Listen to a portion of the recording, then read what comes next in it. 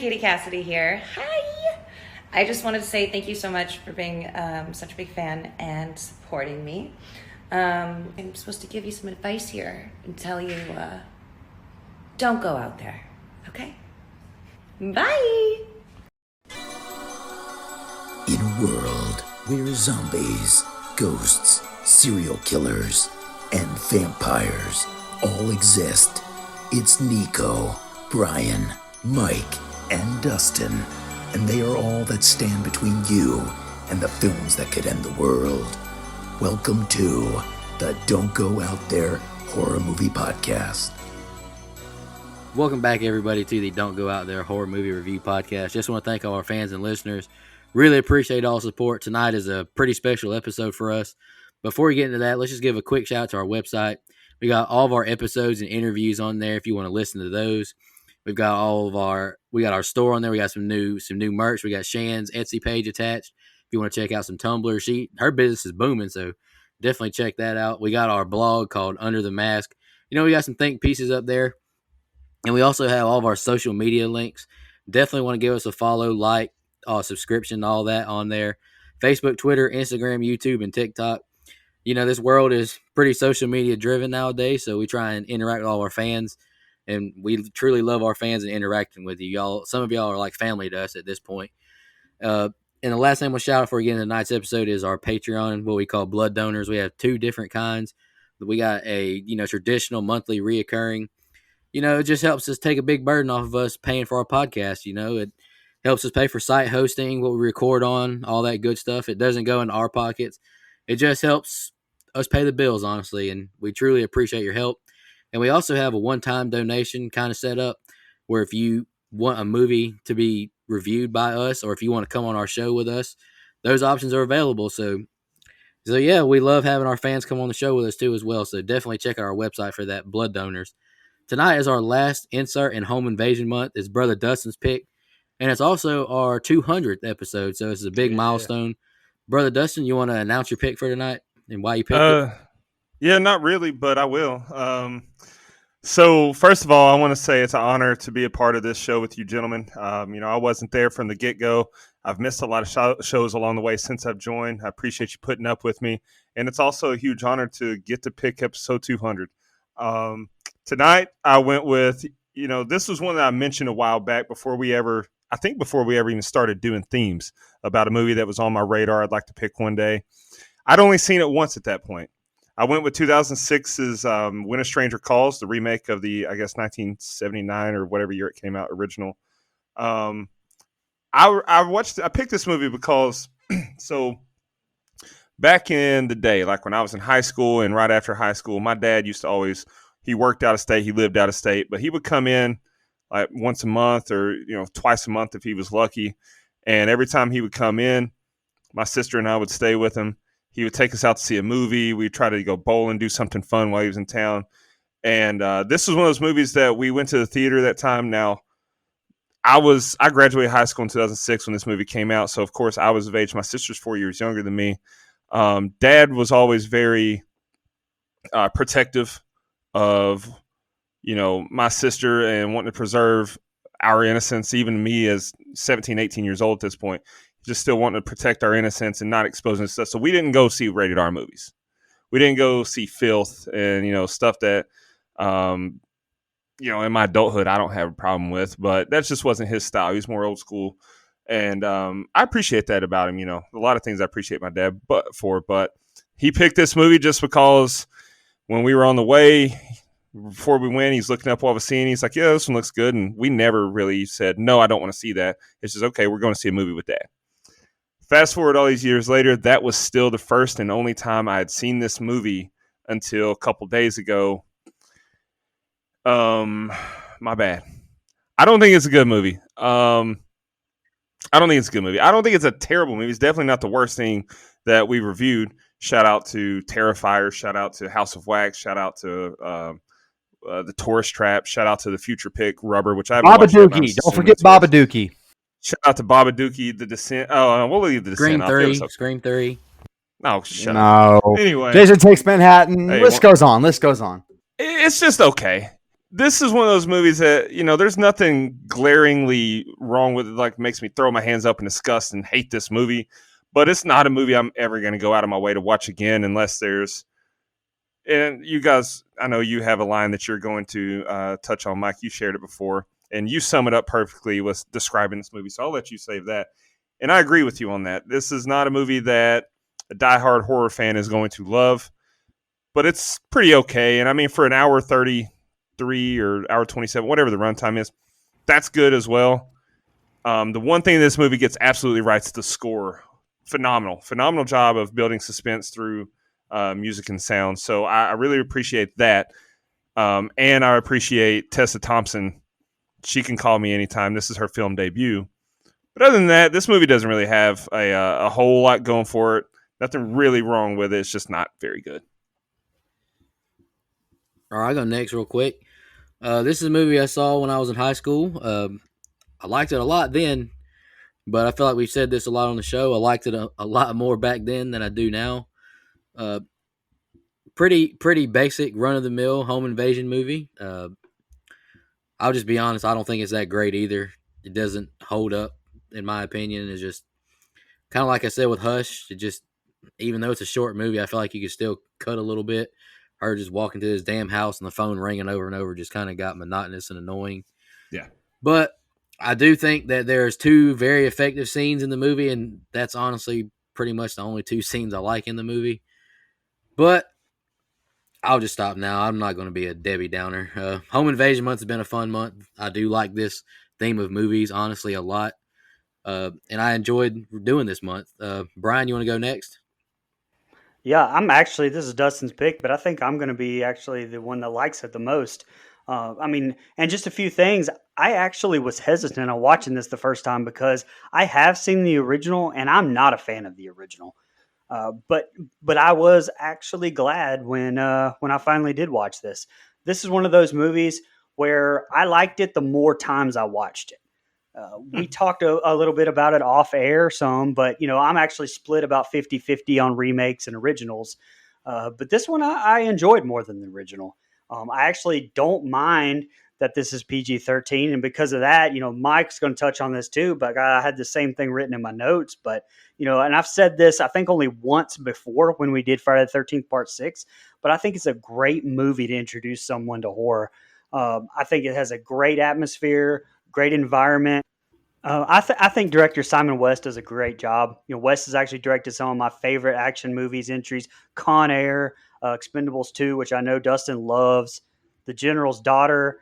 So the dude knows what he's doing, and Get the hell out of here.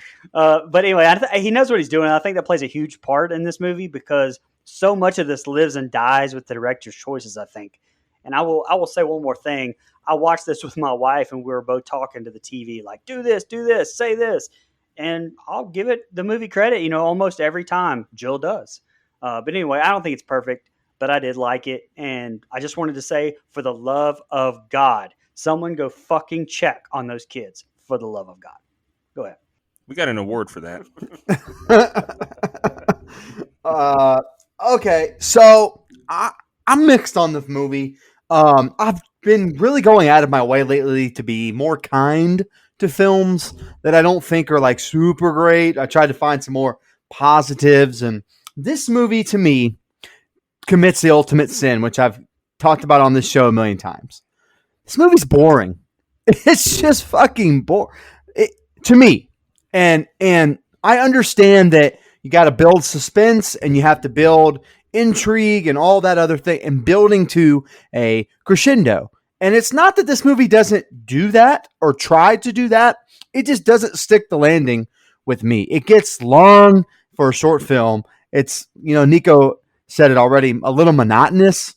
It takes the best part of the original and stretches it out over almost 90 minutes. And I just don't think that was necessary. Now that doesn't mean that there's not stuff that I don't like. I like Camille Bell here. I think she plays this role perfectly of Jill. Katie Cassidy, call me sometime. Tessa Thompson, call me sometime. But Nope. Hey, don't look at me like Leave that, pal. Me. Hey, don't. It's just hell is I happening? think when it comes to remake versus original, the two are different enough. This one kind of honors the original, but it's different enough for me to not be mad that it exists. Like Psycho, I'm kind of mad that it exists, even though I think that's fascinating. It's a really good episode one day down the road. But there's some remakes you're like, man, this movie should just not even be a thing that we're doing. And this one doesn't fall into that category for me, but I also think it's rather tame and boring. I don't mind PG-13 horror. I'm a big fan of Happy Death Day and Happy Death Day to You. I think those movies, are really good, and they're along the same lines of this movie. And you both kind of touched on it already, where this is a good gateway to horror movie for people. If you're not a horror fan like us, and you're just a casual moviegoer and you're looking for a movie on a Friday night, and I know this movie came out when I was in high school, a lot of people went and saw this movie because it's one we could all get into, and it raked up at the box office with that crowd because it was PG-13 and you could get in, and it was scary, and I understand that, and so for me, that this movie does provide a service. It's a good gateway into horror, more stuff that we actually like or that we actually like to talk about. So this movie's fascinating in that way. I think it's a good entry for people to kind of dip their toe in to the horror waters. Every time I say the word horror, I need to enunciate better because it sounds like I said horror, and I'm trying not to say that. So look, I'm excited to talk about the movie because I think it has a place, but I'm afraid I don't have a whole lot to say because, man, it's a good chunk of this movie where nothing happens, like nothing, and I'm like, you gotta give me a little something. There's one scene in here that is completely pointless to me, and all I'm gonna end my thing on is lily pad. That's all I'm gonna say. Any more opening thoughts before we jump into the scene by scene? All right, let's do it. The film starts with opening credits. I got to be honest, this opening scene was kind of hard to take scene by scene on. There was a lot going on. Film starts with opening credits and a creepy call we overhear. Now we're at a carnival and we see kids running around, people riding rides, etc. We hear this girl answering the phone again, asking who it is over and over. We see this mother calling for her kids over and over. Please stop calling me, the girl says. Then we get a title card. We now hear the mother scream as a red balloon floats away at the carnival. Next day, we now see more people at the carnival and the police show up to the mother's house. They go upstairs and the officer tells the detective there was a murder, or there was no murder weapon. Detective opens the door as in shock. He goes outside as the other officers carry bags out of the house. Fern Hill, Colorado, 125 miles away. We see high school kids in the gym playing basketball, and we see Jill running laps above the court. Coach tells her she can do better, but she's distracted. Jill can't stop looking at one of the basketball players. Jill makes a call but hangs up. Bobby runs up to her and tells her we need to talk. She says she saw him with another girl. He says that she kissed him and he doesn't even remember it, and Jill walks away. She walks up to Scarlett in this art class, who asks if she hung tough. Jill says she's not going to give in. Scarlett asks when she's going to pick us up, but Jill says she's grounded for going over her minutes. And I just wrote 2006 problems. Tiffany walks up and there's some tension, and she storms away. Jill says she has to babysit to pay back for the phone bill. Scarlett says, who needs a bonfire party anyways? We see Jill walking home now, but then she's in her dad's car all of a sudden. She seems annoyed. He tells her Dr. Mandrakis will drive her home since it'll be so late. He goes off on her for going over 800 minutes over the plan. Holy shit, who talks that But I much? say at some point you got to go to sleep. 800 minutes. Come on, man. He says, no phone, no car. The Mandrakis live way out in the sticks. Dad says, I should have been a doctor when he sees their house. He says, take this as a lesson on responsibility. Call us if you need anything. They hug and she gets out of the car. Jill tells them to have fun and she walks up to the Mandrakis home. She rings the doorbell and is let inside. Miss Mandrakis tells him not to yell. She just got the kids to sleep.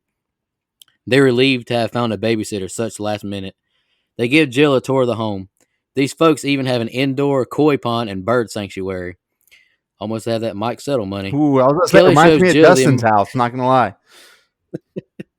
Kelly shows Jill the emergency contacts and says to help yourself to anything in the fridge. Kelly says if you hear any banging, that's just the live-in maid, Rosa. They now show her the guest house where their son will sometimes stay at on the weekends. They say they may catch a movie and might not be home until midnight. Kids are asleep so early because they're recovering from the flu. They give her the alarm code and set it as they leave for their date. Jill plops down on a couch and chills. It's nighttime now, and Jill looks at the waterfront view and walks around the big house. She picks the phone up but accidentally turns the fireplace on, then some loud-ass opera music. She gets it turned off without waking the kids. Jill starts to read but is distracted and goes into another room and is entertained by motion lights. She goes into the bathroom and tries some perfume out. She tries on some jewelry as well. Jill hears a thud in the house as she pulls a dress out of the closet. She rushes to put everything up. She rushes back to the living room and starts to read. She yells out hello to no answer. She hears a noise upstairs and calls out for Rosa. She walks down the halls calling for her to no answer. Then she sees Rosa feeding the koi fish in the little sanctuary. All right, Brian, that's a little opening I got. Go ahead. I actually have a lot to say about the opening credits. First off, I love them. A few little tidbits. There's actually two neighbors that greet each other by their names, Mr. Wilson and Dennis. Got to be a Dennis the Menace reference, right? Also, a little fuck up. Madeline Carroll's name is actually spelled wrong here, but it's fixed in the post credits. She's the one that plays the little girl, Allison. But anyway, great opening, I think. Wes made the decision here to not show the crime scene that the detective sees at the start here so that they could secure that PG-13 rating. And honestly, I didn't need to see it. My mind filled in the blanks here. And, Steve Easton as the detective gives a great performance. And I walked away feeling that was gruesome as hell, and I never saw one body. I thought this entire start sequence was brilliantly done. And I'll go ahead and touch on this, since he talks to the girl during the credits. But I really love the stranger's voice on the phone, and I didn't even know until recently that it was Lance Henriksen from freaking Aliens. But now knowing that, I can't unhear it. But I think he does a tremendous job. As far as the rest of the cast, we've touched on Camilla Bell, who, I agree, I think does a good job here. But we didn't mention, though, that she was the little girl from the beginning of the Lost World, Jurassic Park, the one that gets eaten by the little raptors, I think they were. But anyway, that scene scared the shit out of me when I was little. But anyway, also friend of the show who actually did the opening for this episode for us, Katie Cassidy. And Dustin touched on it, that this was actually Tessa Thompson, but it was also Cassidy's and one other film debut. Obviously, we know Cassidy and Thompson especially will go on to absolutely explode, and I think that's why it pains me to watch this and see just how underused they really are. I know that's Monday morning quarterbacking, but I mean, those are two elite actresses that we know now. And heck, either one you could have had come back maybe towards the end and help save Jill. I don't know. But either way, big star power here without anyone even knowing it.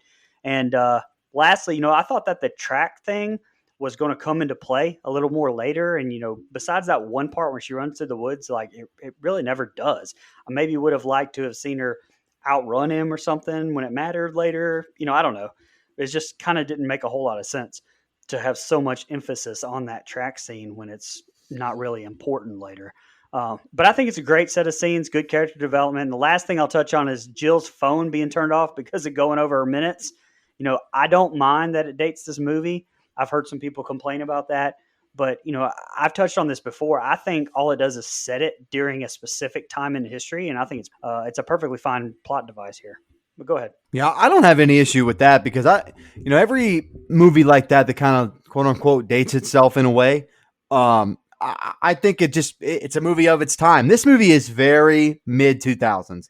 Everything about the clothes, the acting, the type of dialogue the characters are given, cell phone minutes like he talked about, very mid 2000s things for sure. One thing I want to touch on, Dustin, you mentioned the score, and I think the score is good. But sometimes, and you get it here in this opening set of scenes, some of the other music is just there for no reason. Like they're just walking the halls or walking the track, and there's like spooky music playing, and I don't quite get why that is. I mean, that's not building tension to anything, and that's just like one nitpick I noticed right away. I'm like, why is this ominous music playing? It reminds me of when the Halloween score plays and Rob Zombie's Michael Myers is like walking down the hallway as a little kid. Like, why are you playing the score here? That's so fucking stupid. And here I just thought there was some misplaced music. Now, you mentioned it. I love that score. That's not what I mean. But I just feel like sometimes the music here it tries too hard to be its own character, and I think it's misplaced here in this opening set of scenes. But very teen drama dialogue here in the open, and I don't mind it. Again, I remember being in the theater watching the movie. You can relate to these characters. So, now they don't give us a whole lot to care about, but at least there's some character development. We know there's some boy issue here between Tiffany and Jill, and you get all that, but I just, you don't quite get exactly what you want out of this yet. Like, what's the actual issue? And they're not friends and all this other stuff. So, just a lot of teen drama to me. And again, like Nico mentioned in his open, this movie I liked a lot better the first time I ever saw it. The last 2 times I've watched it, it doesn't sit with me because I'm not of that age anymore. And sometimes it's hard for me to put myself back into caring about these types of things. This is coming from someone who rewatched the entire series of Degrassi, The Next Generation recently. So trust me, I get it. But, one quick thing. I do love this house. This house is, to me, it's its own character as well. I liked that it's its own character. It's a pretty iconic horror house, in my opinion. When I think of the movie, when Dustin picked it and I saw that he picked it, the first thing I thought of is that house. Because one, it's a beautiful fucking house. I wish I lived there. I know Dustin lives there now. It's okay. It's not a problem. That's why I picked the movie, because it takes place inside his home. Totally understand. But I love that they just have this koi pond in the middle of their house. You insist on lying on my name. I don't know what you're talking about. We've all seen Brian's house. Why are you lying on me? It's so funny that it's so funny you said that, because I literally, in my next set of scenes, talk about the character of the house being a character itself. And it's not quite Dustin's house, but it's still badass. Yeah. What are you talking about? Yeah, so anyway, hey man, this house only had like 2 stories? Dustin's house has 3. Anyway, but look, all in all, it's not that it's a bad set of scenes. I'm just a little bored. There hasn't been a whole lot happening, and it really shows in the next set of scenes that we're going to get into. I just don't think anything actually takes place. But at least here you get some character development. You get the babysitter set up. You get all that. And so I'm intrigued, but I'm not entertained. All right, so I think this opening, like the open, the original kill, is a complete waste. I don't need it. The carnival, like they kept flashing back and forth to this carnival that's nearby. What was the point of that? To set the mood that, there's something going on in town. It doesn't matter, because the movie doesn't even take place in this town.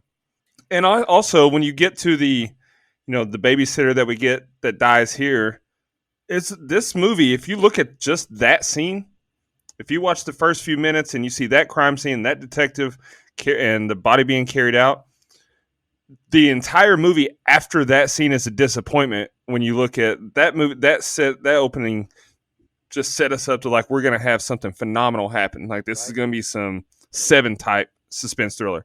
And we don't get that. And, because he dismembered a girl with his bare hands, allegedly. What's the murder weapon?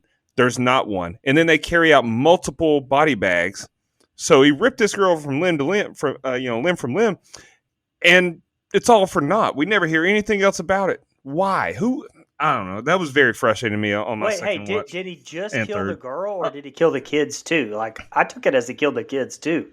Well, either way, he killed at least one person and ripped them limb from limb, because those were duffel bags they were carrying the body out. Those weren't body bags. And so if he killed the kids too, that makes it even more disappointing, because it's setting up like this is going to be one of the most, brutal killers that we've ever covered in any of our 200 episodes. And it just doesn't turn out to be that way. So it's pretty disappointing. I would have rather had more build off of that. Like, maybe we fast forward and we hear of another killing, and the detective shows up to another murder scene. And also, I'm very disappointed as this movie goes on that we don't get that detective anymore, because he crushed it. But whatever. In my opinion, this movie should have just started with her running on the track in the school, because that's the only characters that matter are her and her immediate high school drama circle and the rest of the people we're introduced to. So it just sets us up for disappointment in my mind. Good point. We get her, we get introduced to her classmates, her friends, her supposed ex-boyfriend. I wrote in my notes, this dude looks 30. It turns out he was 30 at the time of this filming. And so, I don't think he did a bad job. His acting was fine, but he did not look like he was in high school to me. It was very apparent that he was older. It's like when you go back and watch the movie Grease, and they're like, "Oh, these are high school kids." No, they all have mortgages. What the hell are we doing here? That's how I felt about Bobby. Like, he's way too old. And then I wrote Tessa Thompson ! I don't need to say anything else. Shout out to her. She can call me anytime. I also made a note about it's funny, her going over on her minutes.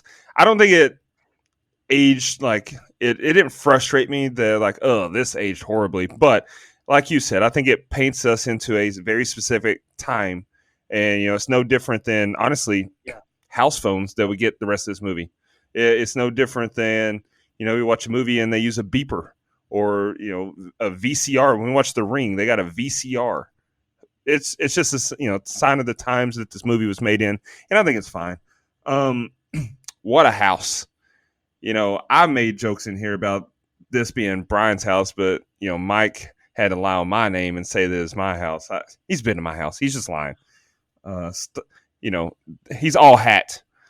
But yeah, all hat. But as we get Mike mentioned earlier when he talked about the music, the score kind of being out of place in the open. I can agree with that, but as the parents leave the house and she's walking around the house filling her way out, this is where the score to me is great because she's in a home. It's poorly lit. She doesn't know where she's at. She got dropped off here. We know something's bad happening because the opening, one thing it did is tell us that she's she's in danger because someone's out there killing babysitters. So I like the use of the music here and the sounds here to set the tone and show us what we're in for. It's going to be a suspenseful ride, and they get that part right. It's just, like I said, man, that murder scene that the detective walked in on was too good for us to get the movie that we got after it.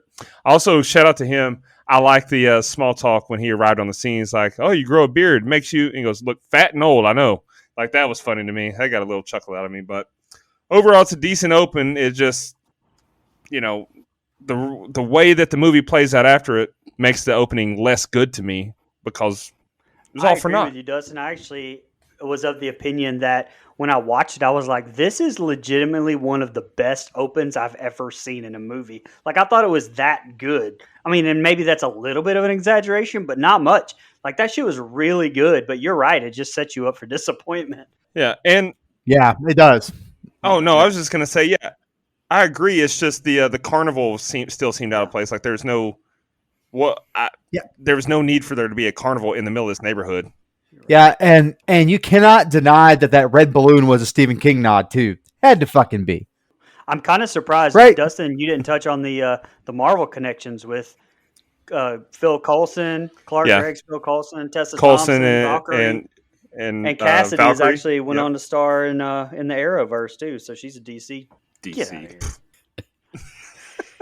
All right. What the hell are Marvel and DC? Kind of ice cream or something? God damn, Mike's delay is so fucking bad. I know. Sorry. I'm sorry. I was just asking what Marvel and DC were. I thought it was. Yeah, but that was like 5 minutes after we were talking about it, though.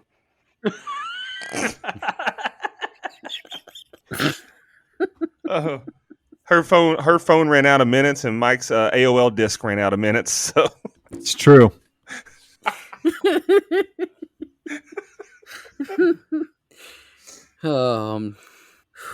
All right. Back to sitting down, and Jill stares at the phone. It rings as she reaches for it, and there's no voice, just breathing, and they hang up. A light in the house turns on, and no sight of Rosa. She walks towards the light, but she sees nothing until she's jump scared by Chester the cat. Jill is on the phone telling Scarlett the kids are asleep and about the house. She says Bobby wants the number to the Mandrakis house.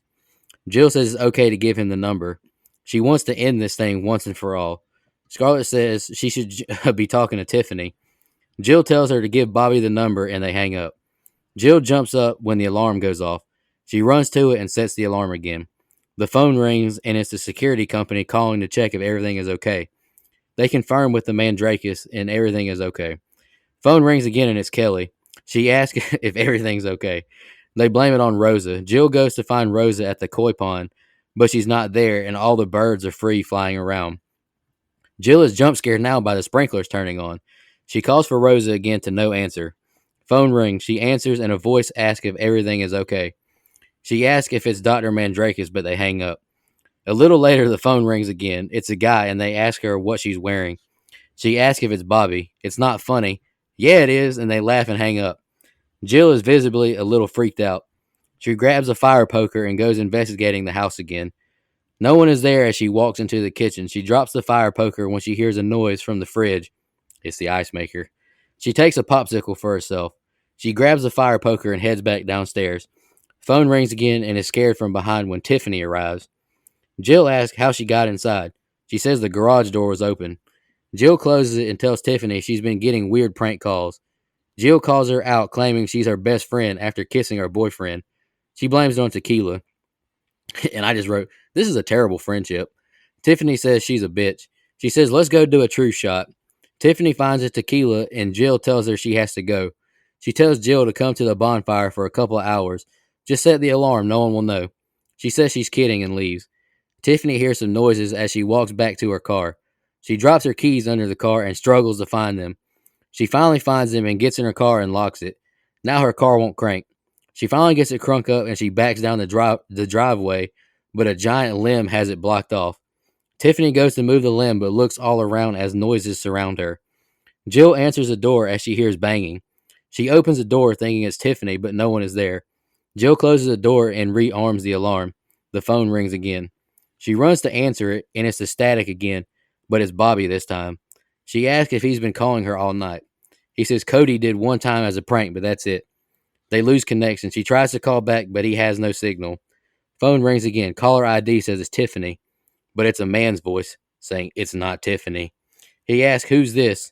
Then he asks, who's Cody? And then he hangs up. All right, go ahead, Brian. That's the next set of scenes. Yeah, I wanted to touch on this in the last set of scenes, but I wrote down that I think that it's kind of dumb that these kids are asleep when it's still fucking daytime outside. But I did at least like, I will give them credit because I did at least like that they tried to explain that away with the flu thing, the flu explanation. Well, actually, I meant to touch on that too. Come on, if your kids are just getting over the flu, meaning they're still weak, you're treating yourself to a movie and a dinner. Like, come That's on, true. come on, That's true. bad Man, parents. fuck them kids, Award. Almost as bad as parents as in 28 days later. Like, what are you doing here? No, you're right. Can't argue with that. But this is actually where I wrote the same thing Mike said. Just that the house I think is really a character in itself. The design, all the aspects of this house. I mean, it's almost 20 years ago at this point, but I think this house is still badass. And I touched on this earlier with West, but the way that he chose to shoot this film, I think, really adds to the tension you feel in the build up this entire movie. The shadows he uses, the way he plays with those, and the darkness, I think is absolutely beautiful. As an audience member, you're literally, or at least I'm literally checking every inch of the frame all the time. The parts out of focus, the parts in focus, the shots from outside to cut inside. I thought Wes did an absolutely fantastic job. I think it's beautifully shot. Now, a nitpick I did have with Jill, the alarm goes off. You don't walk around and see why it might have gone off. I mean, you just automatically assume that the maid set it off. And I'm not real sure, honestly, the point of having an alarm when the door to the garage door or to the garage isn't attached to it, like to the alarm. I mean, you can walk in and out of that and it's fine because she very blatantly set the alarm back and, Tiffany's going in and out. And like I said in my opening, I would have liked to have seen a little bit more with Tiffany here. It just seems like that whole little scene was more to establish that, hey, this is how the killer got in versus character development. And I would have maybe liked to have seen a little bit more of that.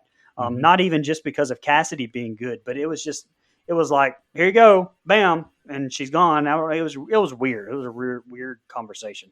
And talking about placing you in the time star 69 returning the last call. Did you catch that? Real ones back then, no. And that star 67 blocking your number. Oh yeah, it was nice to see that make a little appearance. That's really all I had on the set of scenes. it did get a little monotonous here. I will completely agree. And yes, the jump scares wore on me a little bit. But I will say it does build up a lot of the tension, and some stuff does at least start kicking into gear towards the end of this set. And also, and I don't know if I've mentioned this yet or not, but for the love of God, check on the kids. Hey, real quick, in the original, she never goes and checks on the kids at all, not once.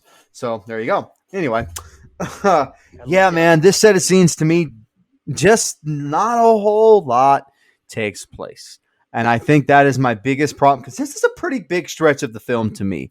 This early part of being at the house, it's daylight outside for the most part, which I'm glad you touched on the flu thing because that does explain away why the kids are in bed. So I'm fine with that. Because otherwise I'd be like, man, it's like 5 o'clock and kids ain't in bed. But anyway, so there's a lot of jump scares here, and it starts to bug me. It becomes jump scare city. It's like James Wan movie on steroids. Like it's a little too much for my liking. And look, I'm more forgivable of jump scares than most. I think if executed correctly, they're fine. That's just building suspense, like you mentioned, Brian. But this starts to become a problem when every turn around the corner is, oh, there could be something there. Oh, there could be something right there. Like every little turn can be something. Like that's, to me, too much. It's excessive, and it takes me a little bit out of the movie because now I'm just like, okay, if something comes, whatever. You've been teasing it for a little bit here. I actually like this interaction with Tiffany, but it brings a problem that you mentioned in your opening, Brian. They don't use her after this. This is it. After this little spill that we have here, where she comes in, you find out what their actual beef is. They kind of settle it. They kind of start to be friends again. I did find it funny that she's like, you know how I get when I'm on tequila? Stop drinking. Okay, I'll try. 3 seconds later, who wants a drink? Let's get some tequila. I thought that was actually pretty funny. So that gave me a chuckle here. But, man, first of all, no one thought to check the garage door earlier? Has the garage door been open the whole time? Is this something that we didn't double check? I don't know, man. Seems a little odd to me. There's a lot of mistakes that take place in this set of scenes that take me out of the film. The film picks back up some, especially with the phone call. You have the Star 69 thing, which I also give a shout out to. Nice job. Love to see that. Star 67, I don't want to quote Stone Cold Steve Austin, but talk about your Psalm, talk about John 3:16. Star 67 says, I just blocked your ass. Anyway, that's what we used to say, me and my friends. Please forgive me for a bad one there. Okay. But no, I just can't get into a rhythm with this movie. Nothing is quite sticking with me. And, I mentioned off the top that I like the original more, but only by a slight margin. I'm not some big advocate of the original When a Stranger Calls. But what it does a little bit better, this movie at least tries to do. It doesn't just shit all over what came before it. But that movie does a better job building suspense the right way. And this movie, takes that formula and kind of turns the volume up a little bit. And I understand modern audience, you have to do it. But all these jump scares really just take me out of this part of the movie. So I just don't like this set of scenes. I don't think it's very good. And now the movie picks back up when we finally get the phone call interaction and stuff. But I did like leaving it on the line, who's Cody? I was like, oh, shit. Okay. So maybe something's about to pop off here. So this set of scenes isn't as boring to me as it was you. It's the next set of scenes that drags. So when she, that's fair. Because after we realize, okay, she's probably in danger, but anyway, this set of scenes. So the first prank call to the house. In the open, they made it look like it was one call. He talked to her, asked for the wrong person, murdered her, boom. First call here, silence. So I'm just like, what? I don't really like that. Like there was no talking in the first call. But it is what it is. It's not a huge sin in my opinion. Stupid jump scare with the cat. Another stupid jump scare with the sprinklers after the alarm call. It's like some jump scares are okay. Like when she's in the closet and finds Rose's phone later, and we get what we think someone behind her. And it's not like that one's okay because that one's like, oh, okay, woo. But these are stupid. Like the cat and the sprinklers really irritated me. So then second call, he talks again. Why didn't he before? I wish that the first phone call they would have been talking on, and then we get another call, and it's a different voice when it's Bobby's friend prank calling or whatever. I don't like that either because she just had a call and it's a different voice. To me, that takes the suspense out as a viewer. I know that call is not threatening. I know. I would have rather maybe Bobby's friend prank calls first and ask what she's wearing, blah blah blah, and it spooks her because she's heard noises around the house or something. But then the second call, the bad guy actually, stranger actually talks, and then the viewer, we're like, oh, this is not Bobby's friend again. This sounds more serious. That's just how I would have done it. What do I know? The garage door being open is troubling. Like you said, Brian, like that's not attached to the alarm system. She's just able to waltz in freely without setting anything off. I hated that. I would have called the Mandingos right then if or Mandrakeses, that whatever their name is. But if I'm scared by my friend, like, oh shit, how'd you get in here? Then I would have called them right then, but like, hey, maybe something is up because my friend just walked in here unannounced and it didn't trip the alarm. I'm a little spooked out. That's as a teenage girl, I would have been that way. I did like how she blamed tequila. She's like, I was drinking tequila. What can I say? It turned me into a slut. That's paraphrasing, obviously, but same girl. I can relate. In my younger days, I'm reformed now. Also, when she goes to leave, I think it's very typical and lazy that her car wouldn't start. Like, there was no payoff for it either. So it's like they try to do the typical horror thing. Oh, she's having car trouble. She's about to die.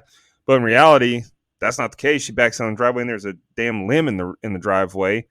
We didn't need the car trouble. It was unnecessary suspense. One of my biggest pet peeves on the movie was the banging on the front door, though. Because that door was rattling and shaking right up until the very second that she opened the door. There's no way that someone could have disappeared. So I hated that. And then, we get the next prank call, and it's very clearly the bad guy. The voice when he talks, like, this is the bad guy here. So it's annoying that just the order of sequence in the way, the stranger talks or he doesn't talk, and then Bobby's friend talks, and then the stranger talks again. It's just like, it's annoying sequencing there on the usage of his voice in the calls.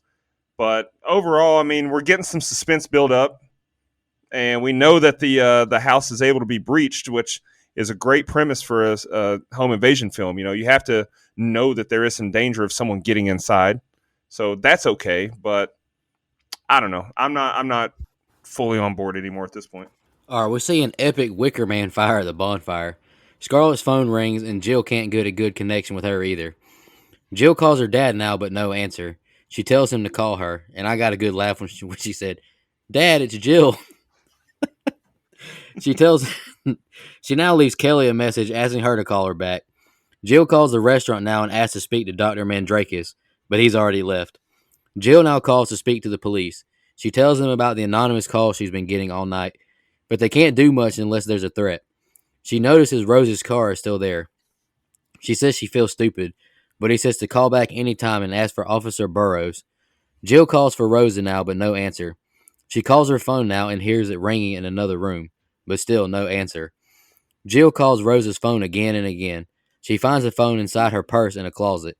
Falls scare as the door closes and is just a coat and hat hanging up. The phone rings again. "Have you checked the children?" the voice asks. She hangs up and slams the phone down. She goes upstairs and opens the kids' doors. She sees both kids asleep in bed. Phone rings again. She heads downstairs slowly and answers. "How were the children?" the voice asks. Jill is in shock. She drops the phone and starts to close all of the curtains in the house. She calls the police back. She says he can see me. He asks where's the housekeeper, but she can't find her.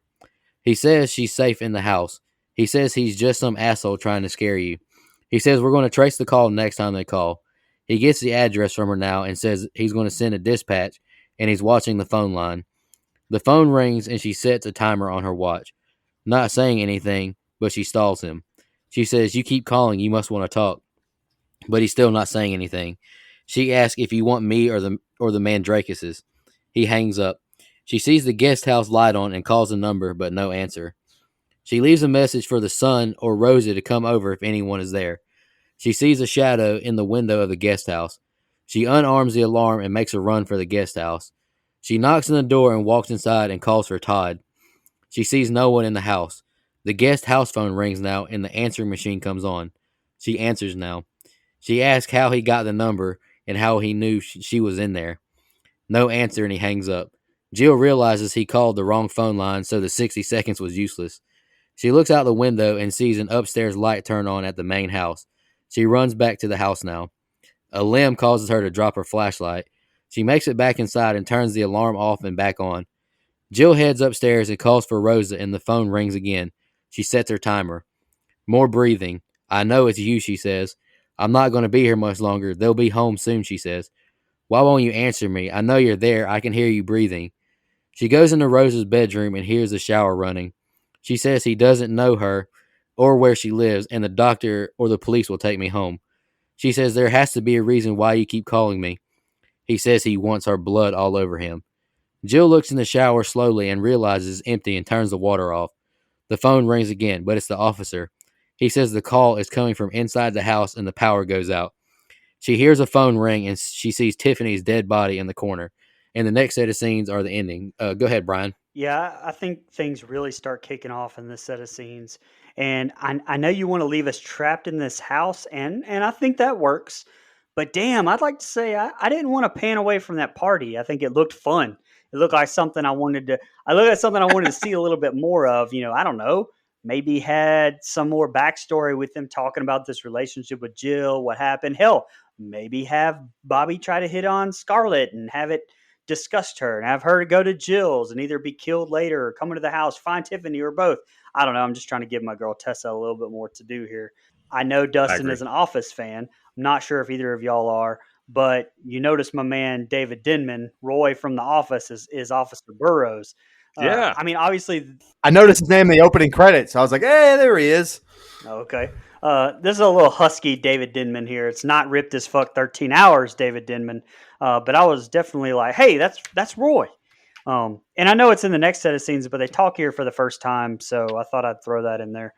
But listen, Jill, you got to say a little more to get the cops out there. I mean, come on. I mean, also, stranger killer fucking guy. Like, how are you not cutting the phone lines? I mean, like, what if she convinced him to send a unit out? I mean, I don't know. Well, no, I was just going to say, if the twist that we find out is coming, if he's in the house, then why would he stay on the phone for 60 seconds? Because he's hearing her conversation and he heard her say, I can't. He just calls and hangs up. He doesn't stay on the phone that long. So he knows that she's trying to keep him on the phone for phone tracing. Like, that irritated me. Anyway, go ahead. Yeah, I mean, but like I said, like, what if she convinced the cops to send a unit out? But I mean, like I said, I get it for the plot, but I had to say it. But anyway, also in this set of scenes where Jill calls Rosa earlier when Mrs. Mandigo, that makes me want to call her Mrs. Mandigo now. Thanks a lot.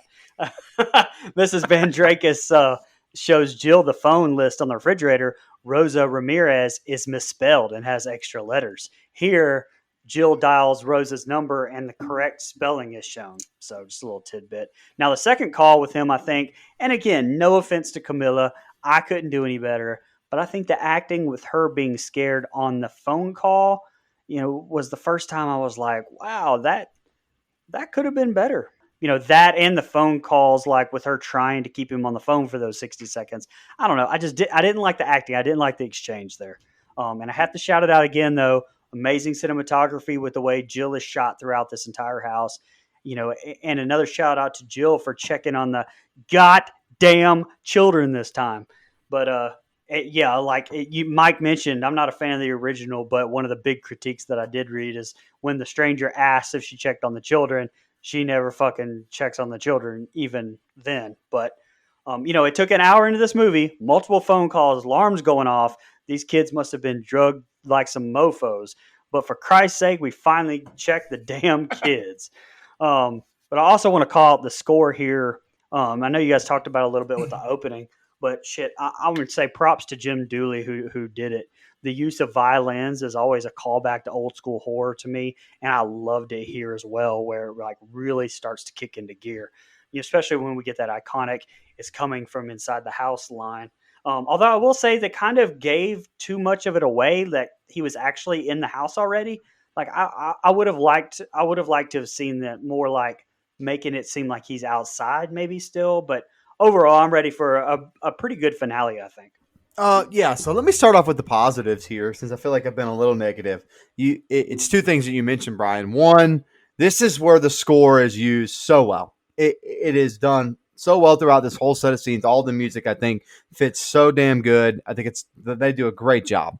The cinematography in this set of scenes is really good. Some of the shadow they use on Jill's face, on the wall, the way you kind of see the blinds and the wind moving and stuff. Love all of that.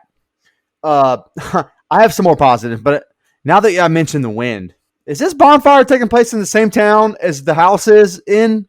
Because if it is, how the fuck are you gonna have a bonfire and what looks like a goddamn hurricane's about to happen outside?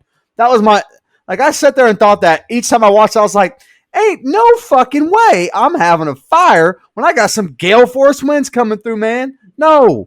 Now, I'm with you, Brian. That fire reminded me of my high school days too. I was like, that looks fun as shit. I'm about to pop a guitar and play Wonderwall for all these beautiful people. Ruin the whole damn thing for everybody. But anyway, no, I would play something. I especially like dude walking around with the trumpet. Like, yeah. I always hung out with the band kids. Hey man, I saw many a band kid walk up with their big ass tuba at parties and do drinks out of it. So I know how this shit goes. Absolutely. Oh, dude, our tuba player was a boss. Anyway, so that was something that I just couldn't wrap my head around. I'm like, if these are taking place in the same area, same town, some tells me the wind would be just as much affecting the party as it would the house. And we see the kind of storm going on outside. I was like, okay. Like you said, they check on the kids. Hooray! Someone finally looks at the kids. Some of these phone calls are not. To me, they've kind of overdone the phone call bit. See, and that was my problem with the last set of scenes. Because here we get some actual talking. We get Jill trying to keep him on the line. And I just think, man, we've already done this. Ring, ring, ring. Picks it up so many fucking times. And I'm over it. I'm very much over this call, hang up thing. Brian, you mentioned the acting. And again, I'm no actor. And I think she does a great job throughout the rest of this movie. But there's a couple times where she's on the phone here where I just think it's really bad. Now, she could be doing that on purpose, trying to play like a teenager that's just confused and doesn't know what to do. But man, it takes me out of this film. It really, really does. Everything in the guest house could have been on the cutting room floor. I could have done without that entire whole thing. Honestly, I thought it was pretty pointless. It tried to add a little suspense, and I just think it made the movie run long. Now, I'm still interested in where this goes because this is different than the original, so I still want to see what happens. But all this stuff with the guest house and he called the wrong landline, which I guess that was supposed to be scarier that he knew the other line, the guest house. He called that. All of that, I just think it's just a little bit monotonous, a little bit running on long in the tooth here. But I love, one thing I do love, and it's because of the music, is the calls coming from inside the house. I think that is genuinely terrifying in the original and here. So I think both movies do a good job of getting that point across that, oh shit, this call is coming from inside the house. If you had no idea, if you're like I was, a 14-year-old kid, a 15-year-old kid, and you're going into this movie and you hadn't seen the original and you've only seen this, and the call's coming from inside the house and you don't know shit. Again, this is the year before I got really into horror, so let's keep that in mind. I was like, oh fuck, get the fuck out of there! You're yelling at the movie screen. So I still think that's pretty effective. All in all, at least some action picks up. I just feel like the last set of scenes really drags this one down because it's the last set's all phone call and hang up, phone call and hang up. Jump scare, and it ruins it for this part of the movie, which I think those things would have been more effective. So in the last set of scenes, Mike, I told you that this is the set of scene that to me drag. And it's not the whole thing though. It's just this first portion. A whole lot of nothing. I mean, there's decent suspense. You can tell that she's spooked and the score is great. But it's really just her walking around the house and nothing happening. And that was irritating. Another thing. Why in the hell in this big ass house? Like this is a mansion, like a gorgeous home. Why are these two kids sharing a bedroom? Like that bothers me. Like if they were just six or staying in the same room, okay, fine. But it's very clear it's two separate beds in this bedroom. They got a whole guest house, but their kids got to share a room. Nah, I ain't buying that. But finally, we get something of note happening when he asks how were the kids when she goes and checks on him. That's when the switch is flipped. They're like, okay, now business is about to pick up. Shout out to Jim Ross. Another thing though, why? This one has a lot of MFTK awards, if you will, because the parents for leaving their sick kids at home with a babysitter, just throughout. But here's another one. Why would you leave the kids unattended in this house when, number one, you know that the house's security can be compromised and breached when your friend walks in and didn't set off the alarm? Two, you know that someone's watching you because he just asked, how are the kids right after you went and checked on them? Yet you're going to run outside to the guest house. And number three, come on, dummy. Do you really think if the son was home, they'd be paying a babysitter? I mean, maybe they would, but, how the rich stay richer is, this is what Mike Settle told me at least. How the rich stay richer is how, not using money unnecessarily. So what they would have done, most likely, is say, hey, son who's clearly responsible enough to stay in a guest house by yourself, watch my kids, watch your siblings while we go have a night out in town. So anyway, there's clearly no one out there. So that was annoying. The light was just left on. Next thing, how does the stranger have all these phone numbers when she realizes that, this is the wrong line that he just called? How does he have both of their phone numbers? With, considering the wealth of the Mandraco Malfoys, I really doubt that their phone numbers would be listed in the yellow pages or the white pages. So how does he just happen to have their phone number and their backup line? To me, that's a red flag. This guy knows them. This is an inside job. You got to get out of there. This is like Bush in 9/11. Inside. Another thing that's the biggest pet peeve is the last thing I have on this set of scenes. Is, I honestly don't know much about it, so I might be wrong here, but 2006, this is when I graduated high school. I don't know how good technology was back then. Phone tracing to me would be able to narrow it down within a pretty close location. But I have a hard time buying that he's like the calls from inside the house. Even if he says it's the same location, how he's inside the house, not outside the house? That's just a little bit of believability to me. I might be wrong. Maybe phone tracing back then or today is good enough to where they can tell you he's inside the house.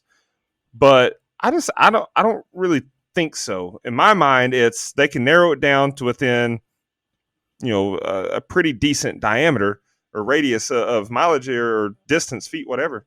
But inside the house was oddly specific. To me, this just seems like a way to get your storyline across, and maybe I'm nitpicking, but I'm frustrated at this point, so sue me. Fans and listeners, y'all give Brian a big round of applause right now because this episode's been a goddamn nightmare, and we thank you, Brian. Here's the All ending. right, guys.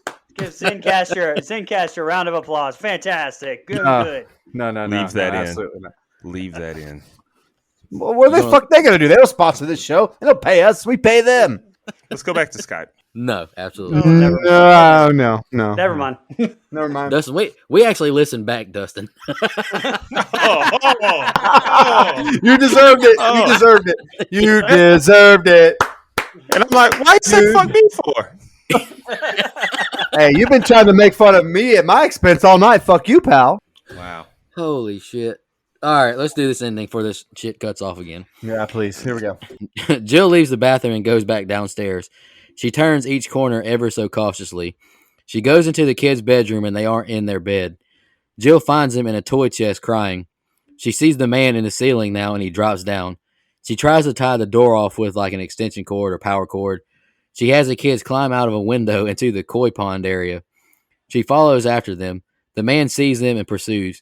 They watch all the motion lights, and then Chester appears again. The man is behind them outside the glass. Jill turns the sprinklers on so he can't see them. The kids hide, and she hides under the walkway of the koi pond. He can't find her, seemingly, but then she submerges underwater, and she sees Rose's dead body. She emerges again and signals for the kids to get out. The girl steps on the rocks and they run for the door. They can't reach that lock on top of the door, though. That doesn't seem like a very convenient lock. The stranger now grabs after Jill. She flips the walkway, sinking him into the water. He chases after her and grabs her hair. She kicks the door and rips some of her hair out. That should look painful. She unlocks the door and looks for the kids throughout the house. She realizes the stranger has gotten out the bird sanctuary. She finds the kids and they make a run for the door. He grabs Jill from behind and slams her down. He grabs her, pulling her down the stairs repeatedly. She gouges his eyes and kicks him to the floor.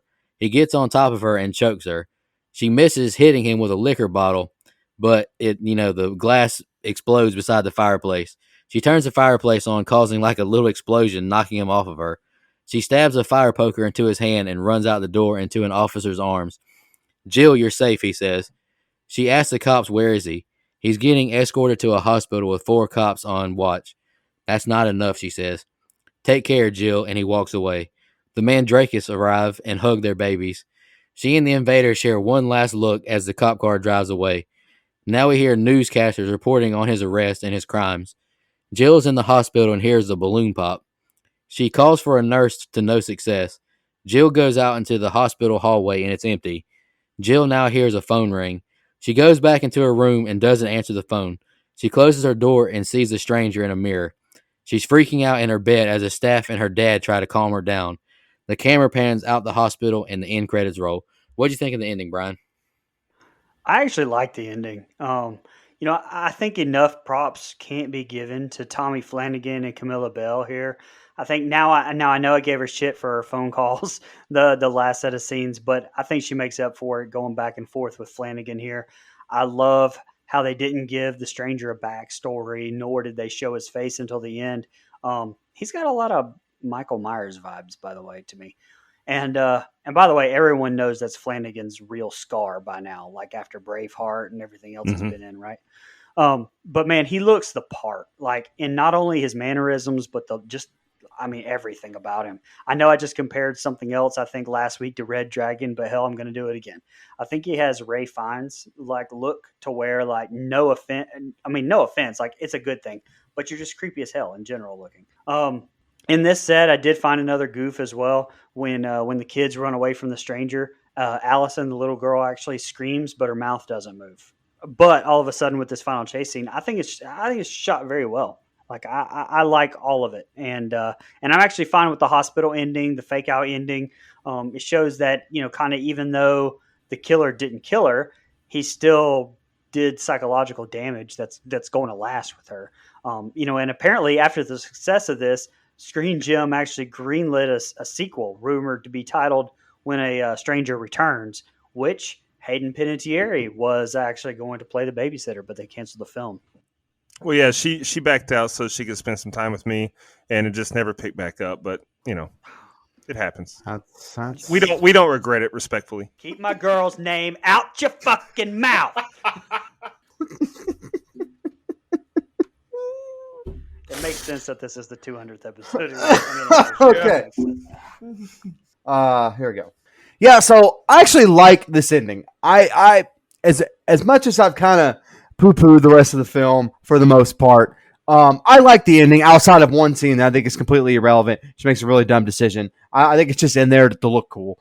And that's the scene with the lily pad that when she gets in the water, the koi pond or whatever, or all of that stuff. I just think that's completely pointless. I think it's there to just be a scene. I don't think it makes a whole lot of logical sense for her to do that. And so I think they just did that because it was a cool shot, which, kudos to them, I guess. But it felt like a giant waste of time, in my opinion. But outside of that, I think everything involved with this chase and how Stranger ends up coming to be inside the house, I like all that. I think it's really well done. It's well shot more than anything. I think that's the important part, is they do enough to build some suspense back up, and I think Camilla Bell, outside of a few things earlier in the movie, She really picks it back up here as far as acting goes.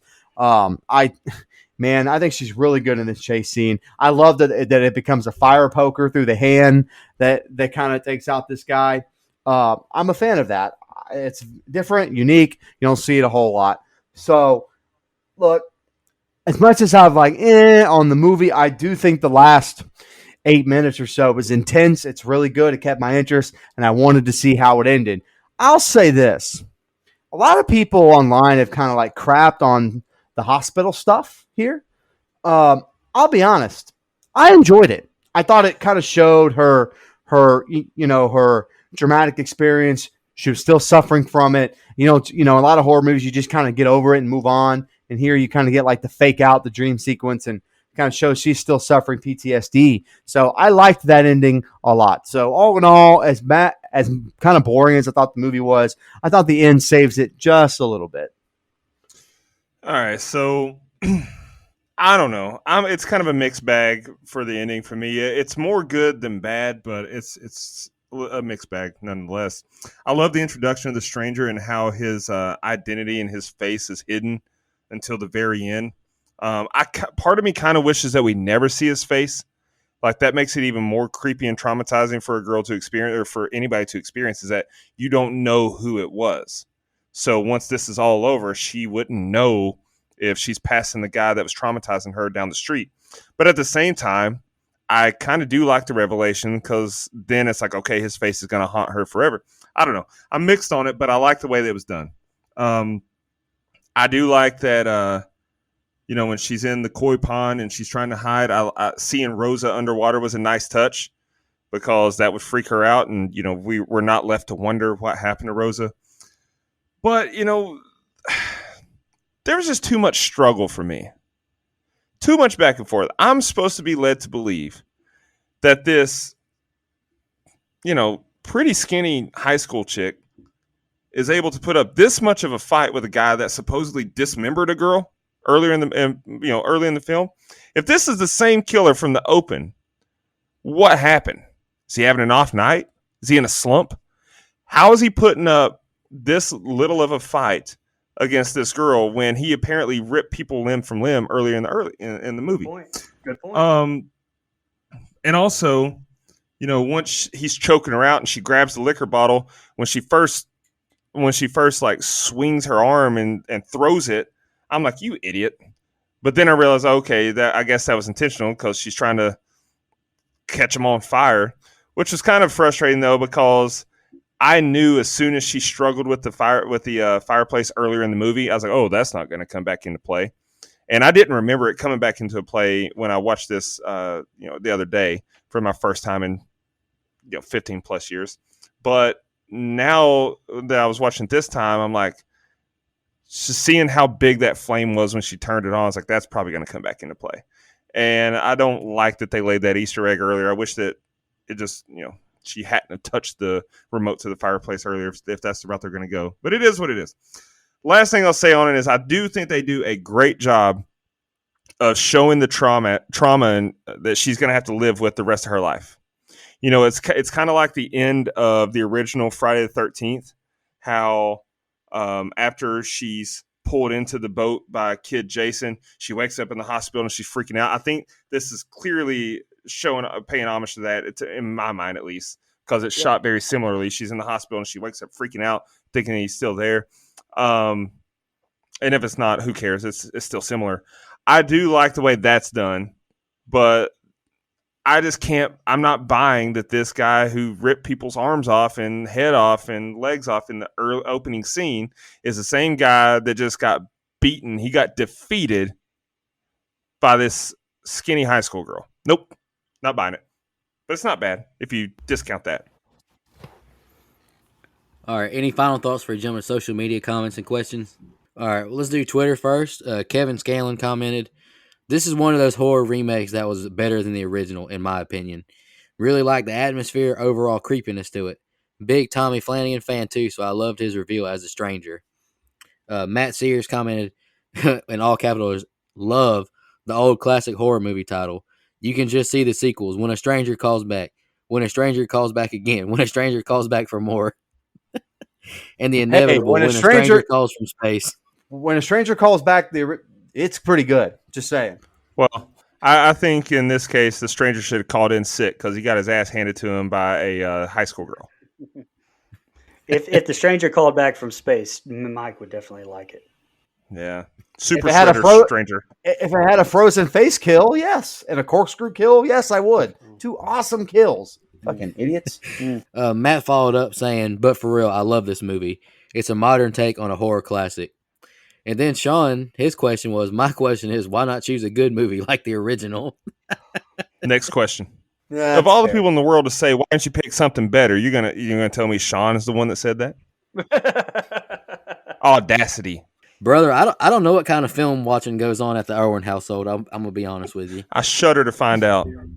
I'm a little mad at the Irwin household right now. Shudder to find out. God damn it. Let's jump to Facebook now. Casey Cervenka, she commented, "The original made an impact on my childhood babysitting experiences, but my sister had it worse. LOL, Joe Swinford. I do love this version though. I guess they got some cool stories they need to tell." Clayton J commented, "Camilla Bell, call me sometime in my best Money Mike voice." Yes, sir. Yes, sir. Michelle Mirza commented, "I just watched this one last week. Up until then, I had only seen the original. How do you guys think this one compares to the original? I've only seen bits and pieces, so I can't comment." I haven't seen it. I think they're about the same in different ways. I think they're about the same in different ways. This one's much better. I think the original is a little bit better. I'll chime in with this. I think what the world needs is a Rob Zombie directed When a Stranger Calls reboot. All right. Okay. Move on, Nico. All right, let's go do Instagram. Got to get your shit in, brother. Got Danny to get your shit in, pal. Danny C. Naps commented, "This one freaked me out when I was younger. Looking after someone else's kid and being in a strange house is a stressful ass combo. That being said, love this set. The interior of the home looks sick. What even is that mini tropical forest koi pond in the middle of the entire house? I need one," with the hands up emoji. Hell yeah, the house is awesome. All right, let's jump into fun facts. I don't have any. Dustin, do you want to kick us off with fun facts, or Brian? Yeah, I got just a couple, and honestly, these two make so much sense. When I first read that Camille Bell had to do 2 months of weight training and learning how to run to prepare for the role of Jill, I was like, come on, fam, you got to learn how to run. But then I read the next one that said Camilla Bell was told to hit Tommy Flanagan during the atrium scene, but she missed and punched the bridge, cutting her knuckle and scarring her hand. She actually also slammed her head into a glass window during the fight on the stairs. I'm like, okay, she did have to learn how to run. How the hell does this woman function in real life? And then also this one is not like, this is interesting because not many films can say this. This whole film was shot in chronological order. That's very atypical. And shout out to them for that. Interesting. I did not know that. That's badass. Camilla Bell actually almost turned down the role of Jill because she personally dislikes horror films and never wanted to star in this one. When Simon West convinced her that he was going for a more psychological thriller, she agreed to do the movie. She had to turn down a role in another horror remake, Black Christmas, due to commitments to this film. Kate Cassidy, as we know, went on to play Kelly in Black Christmas. And Nice. thing I was going to say is to promote the film, AOL Instant Messenger ran ads beckoning users to IM Jill 020306. When messaged, Jill made small talk before panicking as she received calls from a stranger asking her to check the children. She then gave the user her phone number, a toll-free 877 number, and asked them to call her. When users called, they heard an ad for the movie. That's pretty That's creative. pretty cool. I also read something about Facebook as well, or MySpace. Sorry, MySpace ran an advertisement, their profile for Jill I remember 051606, in Yeah. which users can add the profile as a friend, leave comments, and read Jill's blog. So yeah, similar there. Shout out to MySpace. Bring it back. My man Tom's living real cushiony. He's good. He don't give a fuck. Never no more. changed his profile picture once in his living lavish. Yeah, so this movie was made for a cool $15 million and churned out at the box office $67 million. So that's a pretty big return on investment right there, I'll say. Obviously, none of the other movies in this timeline have been remade or anything, so I found that to be a little interesting. But yeah, man, Movie made a lot of money, and again, a really good gateway into horror for someone that's kind of novice, doesn't really like it the same way we do. They don't want to watch things like Saw 6 or anything like that. But this is a really good kind of dip your toe in the water a little bit. Agreed. All right, let's jump into our favorite kill, least favorite kill, and the rating. Does anybody in particular want to go first, or do you want me just to go ahead and be negative Nancy and go first? Go ahead, man. Go ahead. All right, I'll go first. Favorite kill? None of them. Least favorite kill? All of them. All right, and that's exactly what I wrote. And I just kept it short and sweet. Like we said many times before, this is a movie I liked a lot more when I originally saw it. The positives, I think the two reveal scenes were good. Have you checked the children and the calls from inside the house? Both gave the heebie-jeebie feeling, like, just creeped out. Overall, it's about the only positives I have. The acting is bad. Not a fan of this movie having the constant sound throughout. I disagree with you, Dustin. I feel like there was no part of the movie where there was no music or sounds going on. It just annoyed the shit out of me. The false ending and jump scares were annoying. No deaths on screen. And basic, badly written horror characters. Just, man, I gave it a 4 out of 10. I'll go ahead and knock mine out. Even though I picked this movie, let's just get out of the way. So my least favorite kill was the one in the open, just because, like I mentioned, the payoff was not there. Like, it was all downhill from the open, to be honest with you, or it was a letdown at least. And when you consider that he dismembered her, or the babysitter and the kids, whoever he dismembered, ripped him limb from limb, he ultimately turned out to be a wuss. So I'm not buying it. So the least favorite was the open. Favorite, I guess, was Rosa. Although I agree with you, Nico. None of them were good. None of them were, and they all sucked. But I guess my favorite was Rosa, just because she's trying to hide underwater and be quiet, and she's having to muffle her scream underwater. Like, that was a good revelation, because at least we're not left to wonder what happened to Rosa. As far as my thoughts on the movie, I mean, it's not very good. There's a lot of, I just mentioned all the throughout this review. It could be done so much better. For you to have this premise of this guy's watching this girl, and ultimately is inside the house, and then the reveal, the movie itself spoiled the big twist. The big twist is supposed to be, oh, he's inside the house. Yet if you watch the trailer to this movie, you look at all the promotional material that was sent out for this movie, you look at the DVD cover for this movie, they gave it away that he was inside the house the whole time. So the big reveal was not really that much of a twist. So it could be done a lot better. I was only halfway joking when I said Rob Zombie should remake it, because at least then we're going to get some twisted shit, and he can, whoever, someone needs to remake this movie again, because I do think there's something there.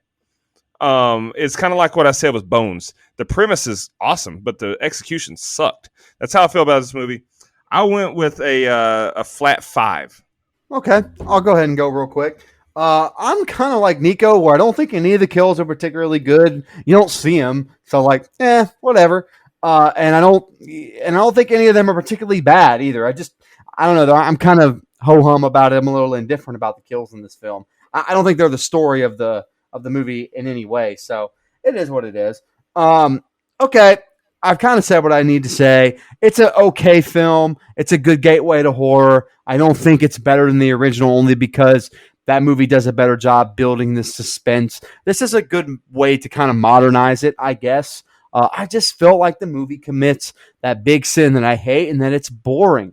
There's just a big chunk of this movie where I'm like, all right, answer the phone. No one's there. Hang up.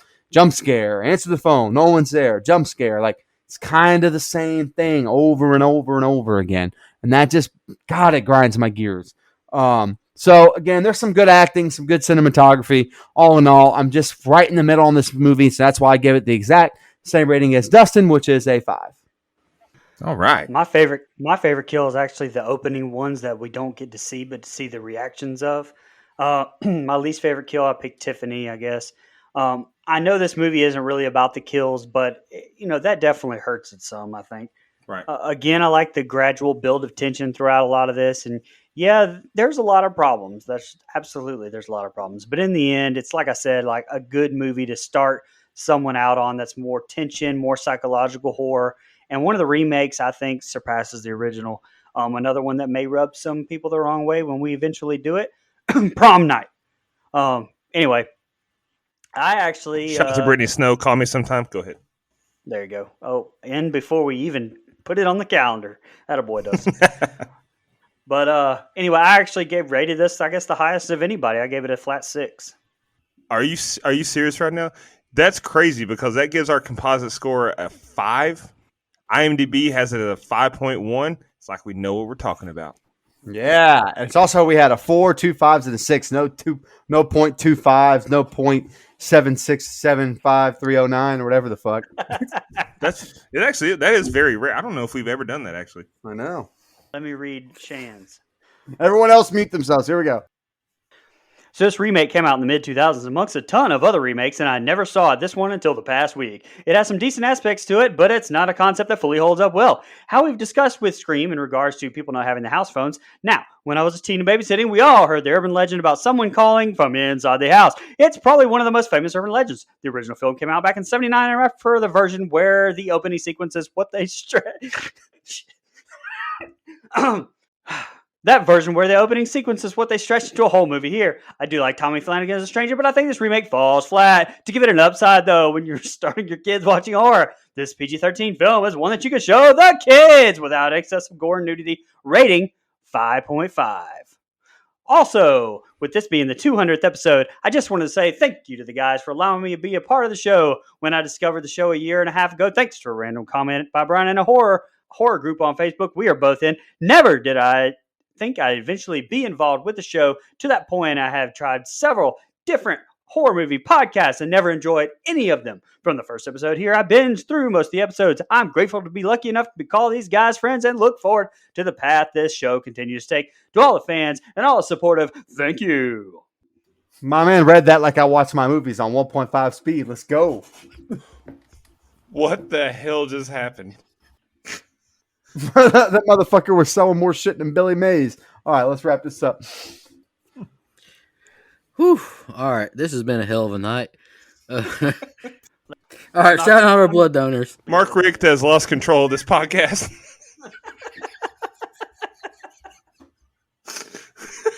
Hey, I need y'all to sign letters of commitment to this team. Holy fuck. Most of our listeners are in the transfer portal. Oh, absolutely. All right. Let's shout out our blood donors real quick. We really appreciate y'all. Our camper level reoccurring are Clayton J, Nina, Michelle Mirza, Andrew Ferguson, Carrie Adams, the Horror Movie Crew podcast, Alex Seligson, Eric Doolittle, and Sean Irwin. Our camp counselor reoccurring are Hunter Nelson, Dennis Kennedy, Edwin Hernandez Gunn, Joe Swinford, and Jennifer Davis from the Too Close to Home podcast. Our legendary blood donors we have film reviews to do are Sean and Sarah Irwin. And our new Dream Warrior donor is David Farley. Just want to thank all our blood donors. I really appreciate y'all. Y'all, like I said, y'all help take a big burden off of us. This is our last home invasion theme pick. Next week, we'll be starting off Brother Brian's theme pick of Sci-Fi Month, I think is what it is. Brian, you want to announce your pick and maybe a guest host we have coming on with us? Oh yeah, Mike loves sci-fi, so I'm doing this month for him. Sci-fi horror month. I picked. Look, this is a very. I know there's going to be a lot of differing opinions. Will be shocked if any of my guest hosts like this movie, but we're bringing on the one and only Trey Rowland, who has been on once before, and the Thing, I believe, is the one we reviewed. He's funny as hell, but we're doing Starship Troopers with Denise Richards, and I really love the movie, so I think it'll be fun. They're going to hate it, but I love it. And I would just like to announce here that due to unforeseen circumstances, this will be my last show. I want to thank everyone for all the time you put in.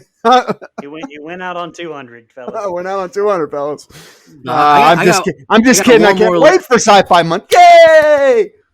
Mike, I got one more left in me, then I'm out. Anywho, I'm just kidding. Sci-fi is not really my thing either, but I'm excited to watch 3 new movies at least because I haven't seen shit. Annihilation is great. That's because it's my pick. But just want to thank Still all our fans and undecided. listeners. Really appreciate all the support. 200 episodes, a big milestone for us. We made a hell of a lot of episodes, got a lot of good laughs and good memories, and looking forward to making more of those. Y'all have a good one. Brian, end the goddamn episode now. Just want to remind everybody